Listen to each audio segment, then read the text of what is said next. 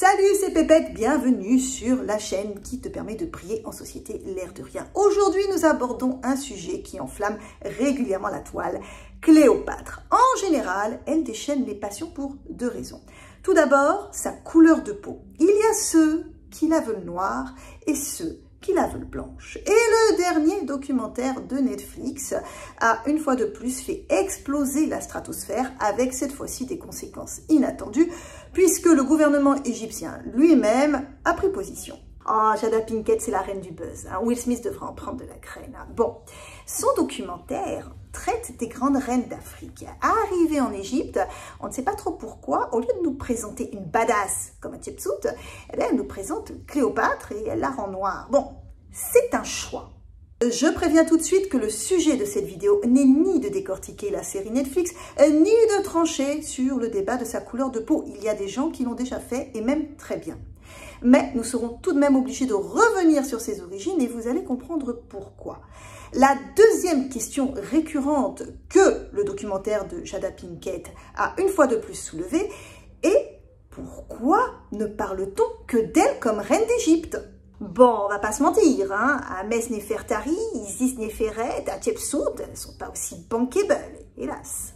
Qu'on l'aime ou qu'on ne l'aime pas, Cléopâtre est dans le top of mind des reines de la culture populaire et dans cette vidéo, nous allons essayer de comprendre comment et pourquoi elle en est arrivée là. Allez, à tout de suite. De manière générale, on aime savoir à qui on a affaire et nous savons tous que c'est une Ptolémée, il n'y a pas de doute dessus. Pourtant, ses origines restent quand même floues et Cléopâtre VII elle-même a joué sur cette ambiguïté. Alors, prenons le temps de repartir rapidement sur les fondations de cette dynastie pour comprendre comment elle a fait. Au commencement, il y avait Alexandre le Grand. En 331, il défait la dynastie perse des Achéménides en Égypte, se proclame pharaon, fonde la nouvelle capitale, Alexandrie, et retourne à ses conquêtes. À sa mort, en 323, son fils héritier est assassiné et là, les généraux se payent sur la bête. L'un d'entre eux, Ptolémée, récupère l'Égypte et fonde la dynastie Lagide. Du nom de son père, Lagos. Naturellement, les Ptolémées ouvrent la porte de l'Égypte aux Grecs qui prennent le contrôle des plus hauts postes de l'administration sans que l'élite égyptienne, elle, ne perde totalement ses privilèges. Vous vous en doutez, au fur et à mesure, il y aura des mariages mixtes et l'apparition d'une classe supérieure métisse. Par contre, les Lagides sont une dynastie grecque et ils le font bien savoir. Ils ne parlent pas égyptien. Sauf Cléopâtre VII, justement, qui au passage était polyglotte. Mixe le panthéon des dieux grecs à celui des Égyptiens et pratique joyeusement l'inceste, histoire de rester entre eux. En fait, c'était une tradition pour les pharaons qui voulaient conserver le sang pur. Alors, les Ptolémées se sont dit que s'ils faisaient de même, ils seraient sûrement mieux acceptés par la population. Bon, en gros, ils voulaient respecter une coutume locale, mais quand ça les arrange. Évidemment, ils avaient des maîtresses. Mais dans l'arbre généalogique, on sait qui est le fils de qui, ou presque. Et cela participe au mystère Cléopâtre. Par exemple, son père, Ptolémée XII Aulète, ne serait peut-être pas un fils légitime, mais plutôt celui d'une maîtresse grecque. Ou d'une autochtone, ce qui donnerait du sang métis, mais il n'y a pas de preuves tangibles. Ensuite, Cléopâtre VII n'a officiellement pas de mère, c'est écrit nulle part. Ptolémée XII épouse sa sœur Cléopâtre VI. Ils ont 5 enfants, c'est la routine chez les Lagides. D'abord co-régente, Cléopâtre VI disparaît complètement des radars quand son époux l'a démé de ses fonctions. Alors là, certains verraient Cléopâtre VII comme la demi-sœur d'Arsinoé.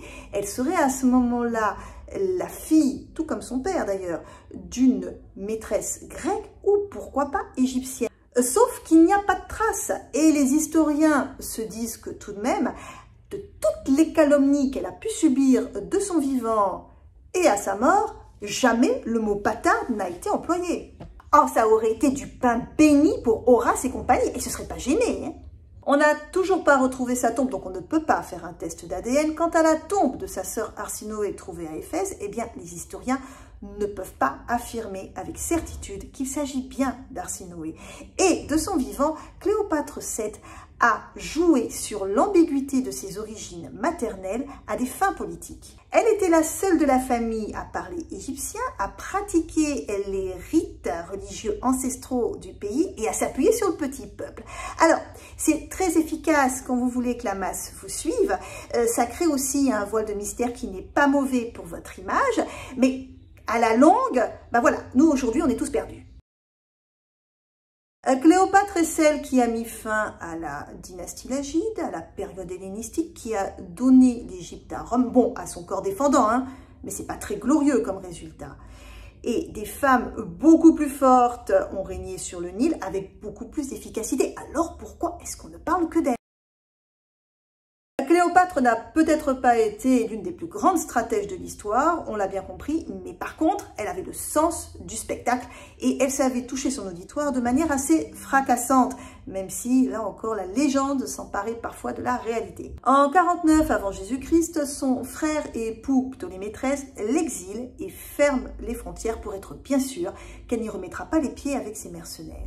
Débarque à Alexandrie le célèbre Jules César, qui doit réconcilier tout ce petit monde pour le bien de Rome. Cléopâtre est une fine psychologue. Elle étudie le vieux Briscard. Il est habitué à avoir de nombreuses maîtresses, toutes aussi belles les unes que les autres, et il s'en débarrasse assez aisément pour partir guerroyer. Donc elle comprend qu'elle doit faire une entrée fracassante si elle veut attirer son attention. Elle va donc se présenter dans un tapis ou dans un sac de pêcheur. À demi nue, paraît-il. Bon, c'est un peu romancé cette histoire, vous vous en doutez. La seule certitude, c'est qu'elle a réussi à s'introduire en cachette dans le palais et qu'elle a fait une entrée si impressionnante que Jules César va la suivre dans une croisière sur le Nil après l'avoir aidé à se débarrasser de sa famille. Suite à l'assassinat de Jules César, elle s'attaque à Marc-Antoine, un homme beaucoup plus facile à conquérir, en s'appuyant sur son goût du faste. Après l'avoir fait poireauter un bon moment à Tarse, elle apparaît dans une somptueuse embarcation. Alors, on ne sait pas grand-chose sur son physique. Donc, Cassius la décrivait comme sublime. D'autres, sans rentrer dans les détails, ne semblaient pas partager son avis. Une chose est sûre, avec elle, show must go on. Sa féminité a dérangé. On voit ça tout de suite. Être maîtresse de Jules César puis de Marc-Antoine, au final, ne lui aura pas été très salutaire, mais l'a fait rentrer dans la postérité. Parce que qui connaît Jules César, l'homme qui a romanisé l'Europe de l'Ouest, connaît Cléopâtre. Rome n'a pas eu affaire à Néfertari, mais à Cléopâtre. Et la légende qu'elle a elle-même contribué à créer va s'emparer d'elle de son vivant, et ce, en grande partie grâce à ses détracteurs. On en avait parlé ici, non, je crois. À Rome, elle ne plaisait pas. La diffamation étant une arme redoutable, certains s'y sont donnés à cœur joie. Horace, Properce, Lucain n'ont pas fait dans la dentelle. Alors prenons Horace, un contemporain de Cléopâtre. Il a eu le mauvais goût d'être du côté de Brutus, l'assassin de César, avant de rejoindre le camp d'Auguste, le victorieux. Alors, Marc-Antoine et Octave, futur Auguste, venge Jules César avant de se castagner joyeusement pour la succession. Et Marc-Antoine a pour maîtresse et appui militaire Cléopâtre. Bon, vous pensez que Horace, à la langue acerbe, va l'épargner? Bien sûr que non. Lui, il faut bien qu'il se rattrape et flagorne. Marc-Antoine est vaincu par Octave à la bataille d'Actium en 31. Pour ne pas finir traîné derrière le char d'Octave lors de son triomphe à Rome, Cléopâtre se suicide. Un panache qui va forcer l'admiration d'Horace.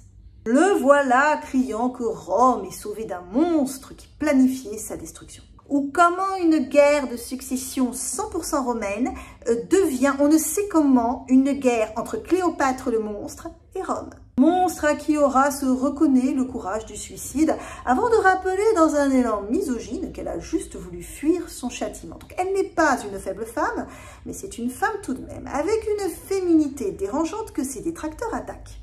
Une reine vicieuse, libidineuse, plus tard que l'appelle Hélène du Nil, c'est pour vous dire.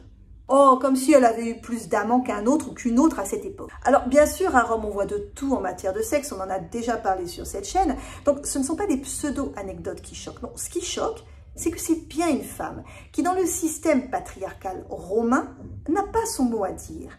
Et quand on l'appelle par son titre de reine, c'est avec condescendance pour bien marquer son mépris. Alors, prenons un de ses deuxièmes détracteurs pro-perses. Il arrive à 20 ans à Rome, donc juste au moment du triomphe d'Octave. Il vient de sa campagne et il n'a pas vu grand-chose, mais il a de l'ambition. Et pour devenir un grand poète, il faut s'attaquer à un grand sujet. Cléopâtre est au cœur des bavardages, c'est un sujet clivant, qu'à cela ne tienne. On parlera de lui comme ça. Dans son œuvre, l'Élégie, il prête à Cléopâtre des revendications scandaleuses sur Rome alors qu'il n'y était pas. Lui aussi il veut plaire à Auguste. L'internationalisation et la transformation progressive de l'histoire de Cléopâtre a lieu par la vulgarisation des œuvres de ses détracteurs. Dès le Moyen-Âge, le prolifique Horace est traduit. Il a la faveur des humanistes et des auteurs du XIXe siècle. Et par là même, ses histoires sur Cléopâtre. Une femme de pouvoir, trépidante, libidineuse, il y a de la matière à rêver. Même son suicide est romancé. On pense davantage à un poison en onguent ou en boisson. Mais pour l'imaginaire collectif, utiliser la vipère aspic, le symbole de la royauté égyptienne, c'est beaucoup plus chic. Le terreau pour toutes les extrapolations devient possible, faisant sortir Cléopâtre de l'histoire stricto sensus pour la faire rentrer dans la légende avec des référents qui parlent à l'imaginaire populaire. Comme le disait Feu, mon arrière-grand-père, mon peuple périt par faute de connaissances, mais aussi par manque de recul sur les faits qu'on lui présente. En attendant, on n'a toujours pas trouvé la machine à remonter le temps pour savoir qui était vraiment Cléopâtre. Allez, on espère que cette vidéo vous a plu et qu'elle vous a apporté un petit plus. On vous dit à très bientôt. Bye bye!